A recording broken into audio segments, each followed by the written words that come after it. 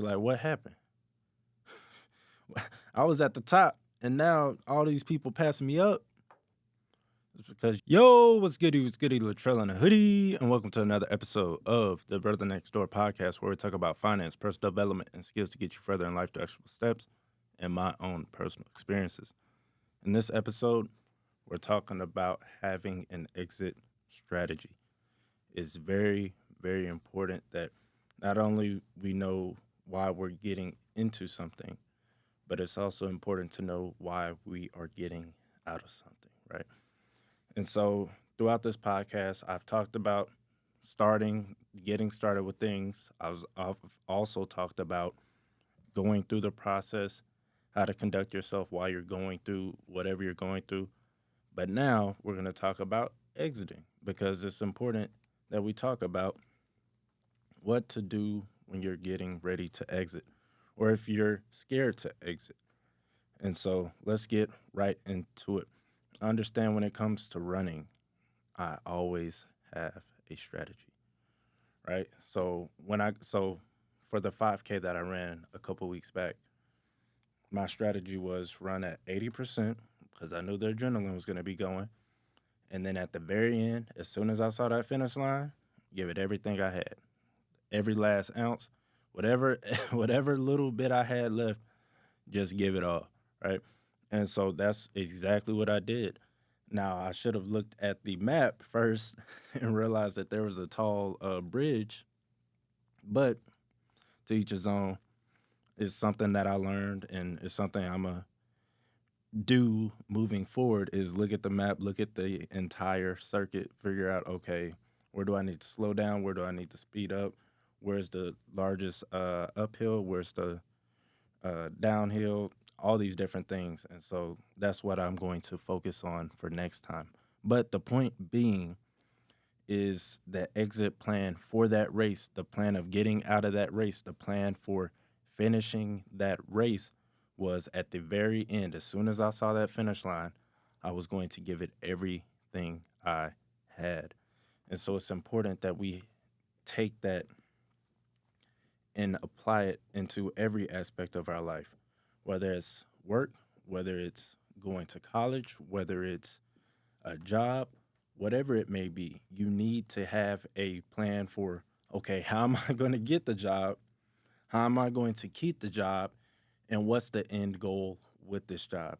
Is this job just a platform? Is this job just a stepping stone to move to the next job? Or is this job just something that's going to fuel my podcast, for example, fuel my entrepreneurial endeavors, and then, jump from there? You need to have an exit strategy for all this stuff. Understand what you are able to walk into is determined by what you're willing to walk out of. Oh, that was good. What you are able to walk into is determined by what you are willing to walk out of. What does this mean? You can't say hello to something until you say goodbye to something else. And so it's important that, yes, you want the new job. Yes, you want the new role. Yes, you want the new boo. Yes, you want whatever it may be. But it's important that while you want that, you also say goodbye to what was old. Say goodbye to that past season. Say goodbye to what got you stagnant in the first place, right? And so it's important that we are able to pivot, able to move from where we have been to where we want to go. Understand there's nothing wrong with your ideology. There's nothing wrong with your thinking. There's nothing wrong with your situation sometimes. But it's just not useful for the place that you're headed, right? It's just not useful for where you're going. It's not useful for where you're headed.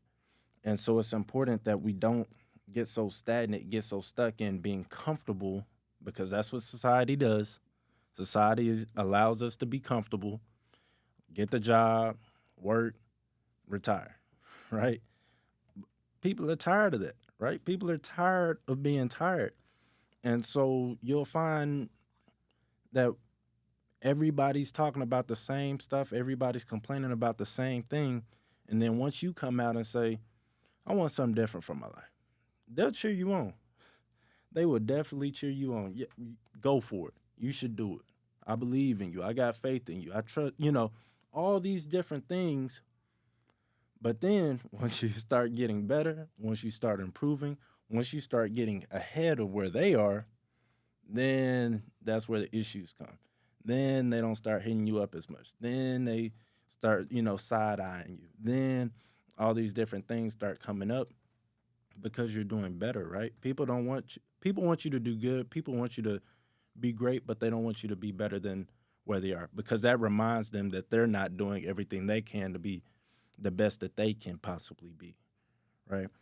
And so it's important that you don't let these outside forces, outside people, outside situations dictate your future, right? Even speaking on that, don't let people who don't have the same morals or same principles, right? Don't let those people dictate your future.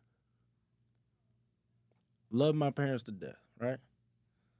I mean, they that's not even an example for myself, but you can love your parents to death, but if they're, stuck on the traditional route and they're telling you, "Oh, don't take that risk. Don't, start that business. Don't do this, don't do that." You can't let them stop you from going where you're supposed to be going, headed to where you're supposed to be headed, right? Love them, embrace them, right?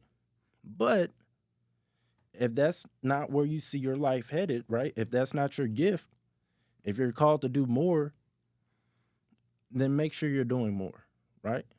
Respect them, love them, but hey, I need to take this risk. I need to take this chance and go for it.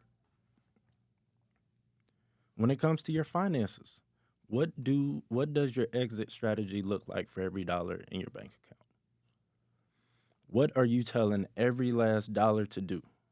How much money is allocated for food? How much money is allocated for groceries? How much money is allocated for housing, cars? How much money is allocated for having fun? How much money is allocated for dating if that's your season? How much money is allocated for giving?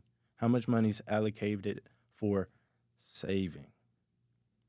You need to have all these things worked out and figured out before the money even hits the bank account. One thing I understood when it came to one thing I learned when it came to investing, especially when it came to day trading, the biggest rule we had, don't ever enter a trade until you have an exit strategy, right? And so when you enter a trade, understand you enter in, you enter in where you want to take profit, means how much money you want to get out of the trade, right? And how much you're willing to lose. You always want to have those two things set up before you even get into the trade. Why? Because of three reasons. You might mess around and get out early. How many times have you done something and without a game plan, without any structure, you end up quitting too early? And it's like, man, I knew I could have done that thing, but I just got out too early. I got scared, I got frantic, and got out early. Second thing that possibly happens, you get out too late. Man, I cannot tell you how many times I was hard headed, didn't put a stop loss, and let the trade go down to the negative, or wasn't even paying attention. I put in the trade in the morning, went to school, did my thing, came back, negative 20, 30, 40, $50. It's like, bruh, if only I had a stop loss, this wouldn't have even happened. And so you happen to get out too late. And that's where most people are in society now is they're so stuck in the season that they're in because they're so comfortable and because everybody affirms where they are. And it's like, nah, you're doing great. You're doing great for where you're at. Don't even trip over it. Don't even worry about it. Don't even stress about it. And it's like, yes, don't stress yourself over your situation, but at the same time, you should want more for your life, right? You should want to continually improve. You should want to continually get better at that thing that you love doing, right? And so don't stay in too late, right? Don't stay in your season too late. Don't stay in your current comfort zone too late. Don't stay at the skills level you're at for too long. Because eventually people are going to start passing you up, and then you going to turn, look to your left and your right, and be like, what happened? I was at the top, and now all these people passing me up. It's because you stayed too late. And then the third thing that happens is you get too worried about the trade, or you get too worried about your situation. And so, especially when it comes to trading, you get so attached to the money, you get so attached to the result that you're constantly looking at your phone. You're like, oh, is it up? Is it down? Where's it at? Where's price at? What's going on? And so I think that happens in our lives sometimes is we're so fixated on, oh, this is my situation. Oh, this is tough. That's tough. I want to be here. I want to be there. I'll be the first to admit I do it all the time. I struggle with that. And I've been getting better, but I still struggle a lot with so fixated on my current situation that I don't take a breath to realize, Latrell, you are putting in work. Like, like you good, bro. Like, stop stressing, relax. And so that's the third thing. You get out too early, you get out too late, and then you spend the whole time in that trade stressing. That one, you're so stressed that it affects how you interact with yourself and how you interact with other people. And the other thing it does is it aids you in missing out on other opportunities. And so while you're so focused on this thing, while you're so fixated on this season, on this person, on this ideology, that you completely miss out on another blessing over here because you're so focused over here. So keep that in mind when it comes to having an exit strategy. You want to know why you're getting into it. You want to know what it takes to get to that end result. And then you want to have expectations for that end result. What do you want to get out of that end result? Will it always go exactly as planned? Definitely not, right? But you want to have those bumpers. You want to have at least a general direction of where you're headed and what target you want to hit once you get there. And then once you do get there, then it's on to the next. And then you create an exit strategy for the next season of your life. And so I just want to keep this episode short and keep it simple. And I'm going to ask you this very last question. Where do you feel stagnant in your life? Where do you feel stagnant because you don't have an exit strategy? Is it finances? Do you feel like you're stagnant in your finances and your income isn't growing? Do you feel stagnant at work and you feel like you're not progressing up the ladder? Do you feel like you're stagnant with your fitness and not reaching your fitness goals?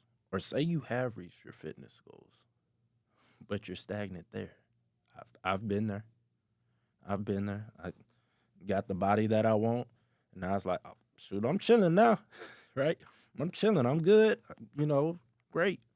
But it's like eventually the gym's gonna get boring because you're stagnant, because you're at the same spot and you're doing the same thing over and over and not seeing any new results. So what I had to do was say, okay, cool, I'm good physically. Let me go ahead and get stronger. And so now I've switched from focusing on building muscle to building strength.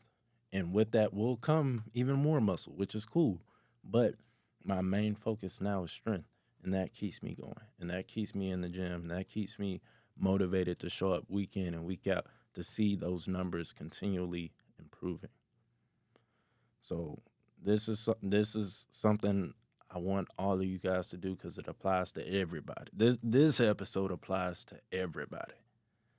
Find an exit strategy for every area of your life, especially if that area or your whole season of your life is stagnant. So I hope y'all are getting value from these episodes. I hope y'all enjoyed this episode. If you're watching on YouTube, like, subscribe, do all that good stuff. Leave a comment. Let me know what you like. Let me know what you don't like. If you're on the podcasting platforms, definitely leave a 5-star review. Let me know what you like and let me know what you don't like. Down in the description, there'll be an opportunity to donate $1, $5, $10 every single month to help a brother out special. I would greatly appreciate it. It'll allow me to get more cameras, get more lighting, get more better equipment, and all this good stuff. But with that, take it easy. Peace.